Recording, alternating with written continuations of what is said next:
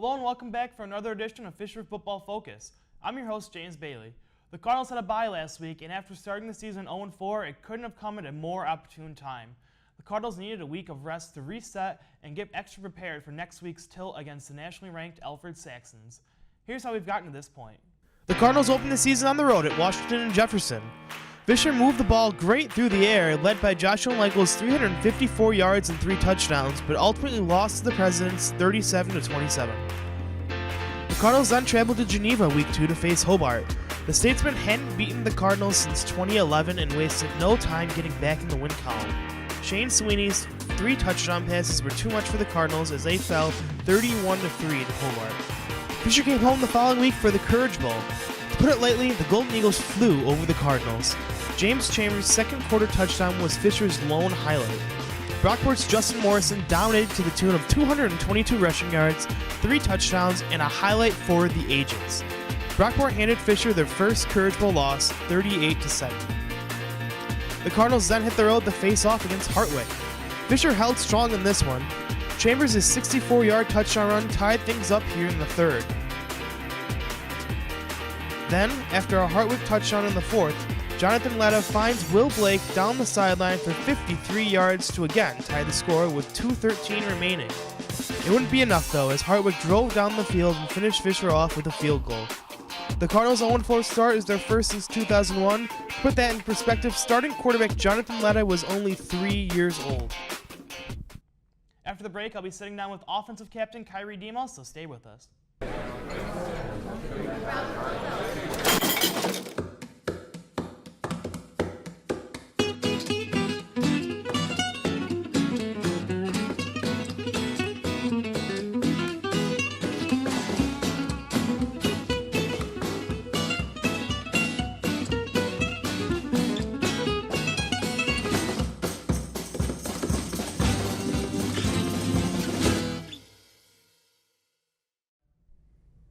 Welcome back to Fisher Football Focus, joined now by senior captain Kyra Demos. Happy to have you on, Kyrie. Thanks for having me. So I mentioned you're a fifth-year captain. Come on back for an extra semester here to play. This is your 4th year at Fisher. You haven't made the D3 playoffs since being here, and then you come out and have the start of the season that you had. So is it frustrating coming back for an extra year for this team to come out and have the results you've had so far this year? Yeah, I mean, it's frustrating, but it's a team sport. You can only focus on what you do with your 111th as a player.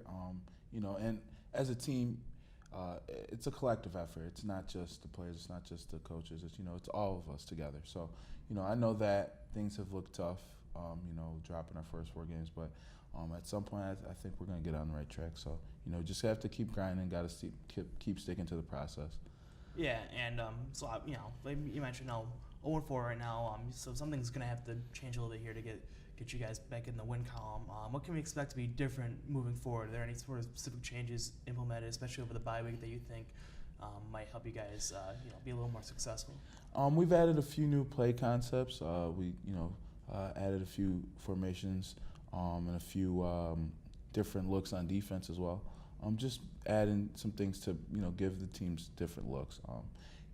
We have a very young team, and at the beginning of the season, it's always hard because you can't necessarily open up the playbook as much as you want necessarily, just because you're trying to get the base concepts down. So, I think now that we're approaching the mid-season point, we're going to be able to open things up a little bit more, and I think that'll lead to more success for us. Yeah, and then your most recent game against Hartwick, you finally got the ground game really moving. James Chambers and Jonathan Letta really went off. So, talked to Chase Reeves last week about, as an offensive lineman, that's what you prefer to probably have anyways. Is that something you're looking at continuing going forward, relying a little bit more on the ground game? Oh yeah, absolutely. I love, as an offensive lineman, just being able to line up every play and run the ball down the defense's throats. And especially having a quarterback like John back there, who if things do break down, he can just take off and run. Definitely makes things helpful. And it's always nice to get James going.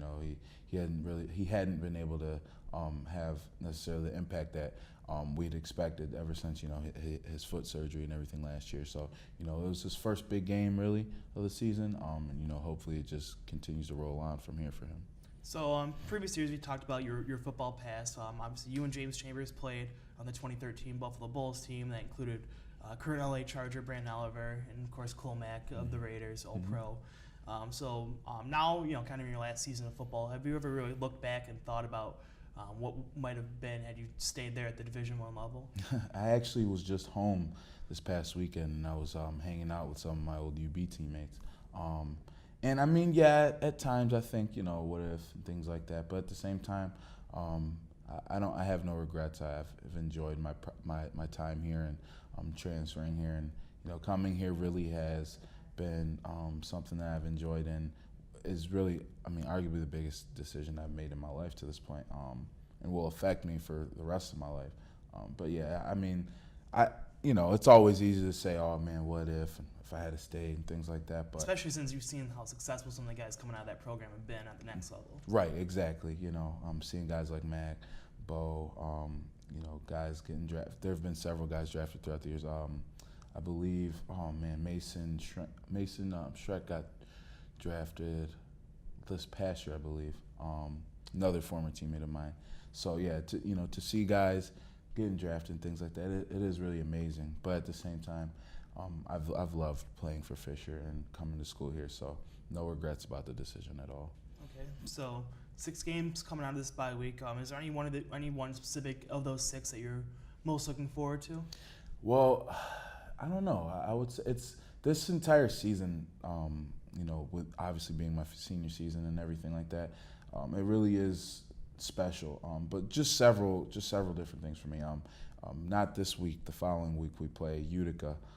It's actually my 22nd birthday, so that's going to be a fun game to play under the lights. Our last regular season game as well is at Buff State, which is, I grew up 20 minutes from there, so that's always fun too. And I've only played in front of that crowd once, so it'll be cool to end my regular season career in my home. So those probably the 2 that stand out the most to me. And most recent upcoming game is going to be against Alfred. I know David Carroll, when he was on last week, talked about a little bit of the revenge factor that you guys feel after Alfred knocked you guys out of the EA championship last year. Mm-hmm. And especially with Alfred coming in this game 4-0, you guys 0-4. Is a little bit of that revenge factor, that spoiler factor coming in. Do you feel that? Yeah, always, especially every year that we play a team that beat us the year before, always, try to make an emphasis, trying to get back on track against those guys. Especially with last year's game, having the type of season we did and to come up short in the E8 title game, it's tough. But, new group for sure, but at the same time, we there are a decent amount of those guys back from last year, so we want to get back at them for sure. Right, and Alfred, you mentioned they had the undefeated regular season last year, now 4-0. They were ranked 17th in the previous coaches poll from last week. Current one wasn't posted by the time of this recording, and they've only allowed a combined 10 points in the previous 2 games against U of R and the aforementioned Buff State. So what are you guys going to do out there offensively? Obviously they're not letting up a lot of points per game. What are you looking to do on the offensive side of the ball that's going to get you guys rolling? Definitely going to look to run the ball. They've been a team that throughout their history, if you can run the ball on them, you can have a lot of success on them, because then it really just they tend to be a little bit more vanilla in their play calling, and they don't blitz as much then, and it just opens up things in the passing game when you're able to run. So as an offense, regardless, you always want to establish the run game first, because that just makes things that much easier for the passing game, and especially when we have a young quarterback like John back there. We want to make things as easy as possible for him, and so the last time that James Chambers actually played against Alfred, he set a career high. So just looking to hopefully spark some things like that last time, and get things going in the run game again. All right, well, great. Well, thank you for coming on, Kyrie. Good luck this upcoming weekend and for the rest of your senior season. Thank you, I appreciate it. So up next, linebacker Nelson Burke will come on to give his take on the 2017 season so far. So keep it here. Listen, I realize that I'm not perfect, but it all really started to change because you judge me for having a problem. No one is going to know that I need help. I need help. I know that no one is going to judge me for having a problem. I realize that I'm not perfect, but it all really started to change because you listen. Welcome Welcome back to Fisher Football Focus, joined now by linebacker Nelson Burke. Happy to have you on the show, Nelson. Happy to be here. So I've had two captains on the past couple weeks, David Carroll, and then earlier today, Kyrie. But turns out you were an honorary captain for the Hartwick game, David tells me. So tell me about that. It was just kind of something where we have two captains that are injured right now, one with a season-ending injury and one that missed a whole week of practice and wasn't able to play in Hartwick. So it's just something where it's easier for just get other guys another chance to represent the team instead of having, personally it doesn't look too good having two injured guys walk out and represent your team. So it's just something where me and another one of our guys showed good leadership throughout camp and throughout the season, and they just had us on for an honor. Yeah, isn't it, how does it feel to be, kind of recognized for stuff like that, for the hard work you put in and stuff like that? It feels good just to know that, coaches notice that stuff and players support you, and just having the opportunity to have that honor as a senior in my last season here. So it's like, it just goes to show that, hard work doesn't go unnoticed sometimes. So. Yeah, so it's been a bit of a difficult ride through your first 4 games this year. So you've been out there. What has been the toughest team or player that you've had to face so far early on this season? It really hasn't been any individual playmakers that have kind of hurt us. It's more been just how teams play well against us. Brockport, obviously, we didn't have the best of showing in the Courage Bowl, and right now they're having a hell of a season. I think they're 5-0 now after last week. They're just their system on offense and just how well put together their team is this year probably proved to be our hardest task so far. Yeah, and they had Justin Morrison out there. He ended up with over 200 yards rushing, and then the big highlight that even ESPN showcased with him hurling over a couple of your guys. How difficult was it playing against a guy like that that hit the hole so fast? The biggest thing is just having a game plan for him. It's tough to duplicate a guy that can put out that kind of yardage or that kind of playmaking ability. We play pretty good guys on our team as far as throughout the week goes, but it's tough to duplicate a playmaker like that on a scout team where you can't really bring down a number one guy from offense just to play against you on defense, where he's game planning for their defense. So it's just more tough to game plan than anything. So I'm assuming you played football for much of your life. Have you ever been on a team that's kind of started off like this before? I know Fisher hasn't really started this way, but before Fisher, a football team or any sort of sports team where you've kind of started off this slow on a season and kind of had to recover? Yeah, a lot through my high school career. We had a lot of rebuilding going on with my high school team, so we didn't really have a lot of early success as far as my career goes. My senior season, we were fortunate to have a pretty good season, but more throughout my high school career, it was a lot of down seasons where you have to fight through the losing and try to just get better as a team and see how much you can get out of the season. Yeah, so you would know, when you finally get that first win, is it more of a sense of relief that you finally got it done, or is it going to be a little bit of frustration that, hey, we should have had this weeks ago? There is some frustration because obviously you come into the season and you're confident with the team you have. You always have to show confidence coming into the season. Yeah, here and there you have some wonders and you don't know how it's going to go week one, but for the most part, coming in every season, you want to be confident with your team and know that you're going to be able to get a win. And like you said, with Fisher, we don't really have a tradition of losing, so it's tough to deal with it and try to get through the season, but you kind of have to fight that frustration and just do your best to get better every week and try to get the most out of it. Yeah, so as a football player, even here at the Division III level, you guys are putting in a lot of work with extra morning workouts, obviously practice, meetings and film sessions every day. So when you're going out there and you're losing, is it harder to wake up every day and put in all that extra work, or does the losing just motivate you to go and put more effort and more work? Obviously losing adds a little more adversity to it. It's always easy to be happy about something when you're having success, but I think it goes to show how we will finish our season and how we face.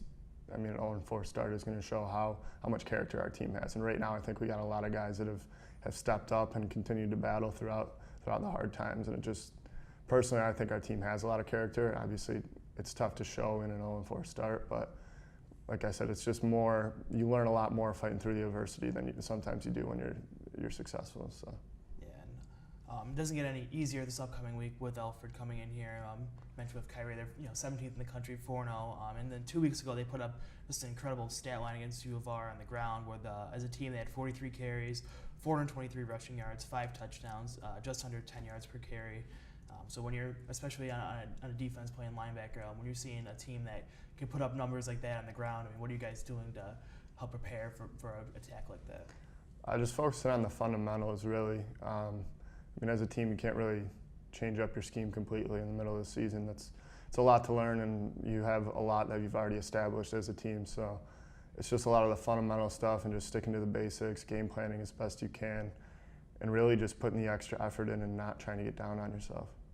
Yeah, and last year, Alfred won against you guys in that last game of the season, and a lot of their offense came based on having short fields and making big plays. So do you have any big takeaways from that game last year that you guys are looking to roll over into this matchup this year? Really, the Alfred team compared to last year, whereas the team coming in and play us this year, is almost a completely different team. They had a lot more playmaking ability on their team last year. Obviously, they had the top quarterback in the Empire 8 last year. He won a bunch of accolades and all that good stuff. But they return a starting running back that we definitely have to game plan for. But as far as taking stuff from them last year compared to this year, it's really just knowing what they had last year and just knowing how they're planning on using it this year. Where it's really, like I said, it's really not the same team as last year, even though they've had some of the same success. All right. Well, thank you for coming on, Nelson. Hopefully, have some good luck this week and able to get that first W on the season. I appreciate it. That's our show for this week. Be sure to tune in next week to see if the Cardinals can pull off the upset over Alfred. For Cardinal Television, I'm James Bailey. Catch you next time.